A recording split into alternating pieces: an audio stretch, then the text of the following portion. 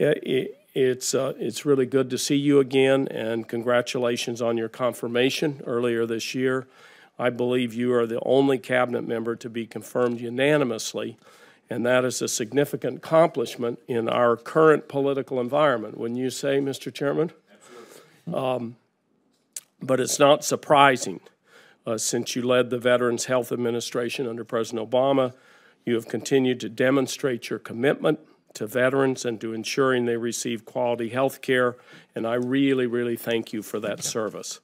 My first question relates to your testimony to our sister subcommittee on the House side last week on the realignment of VA facilities. I voted to authorize the choice program, and I've worked with my colleagues on the subcommittee to make many essential improvements, but I absolutely did not vote to privatize the VA, and I don't think many other senators did either. But frankly, it's troubling to me and to many veterans in New Mexico who heard talk of realignment and closing VA facilities in a conversation about veterans seeking care in the private sector. The Veterans Choice Program is one thing, but we do not want to force veterans into the private sector, where in many cases private health providers don't have the experience treating veterans' specialized cases like chemical exposure, traumatic brain injury, and PTSD. This concern is not just speculation. In fact, a GAO report published just last week found that the VA does not adequately work with local veteran communities when they shut down a facility or relocate services. Specifically, GAO found that, and I quote here, the VA has not consistently followed best practices for effectively engaging stakeholders in facility consolidation efforts, and quote, the VA's efforts to align facilities with veterans' needs were challenged.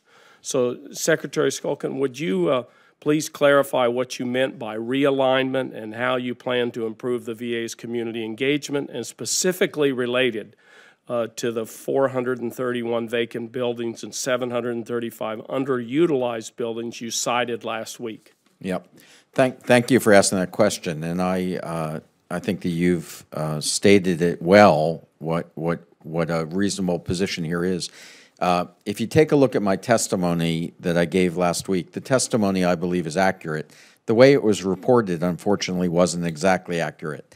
The intent here is to dispose of resources or buildings that are not helping veterans today, that are sitting vacant or underutilized, not to eliminate or close facilities that are taking care of veterans. So let me just share with you. We have 449 buildings today from the Revolutionary War and the Civil War.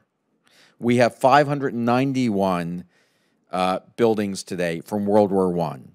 Of the ones in the Revolutionary and Civil War, I don't know which is worse, that we have 449 buildings or that 96 of them are vacant. I was talking about the 96 that are vacant.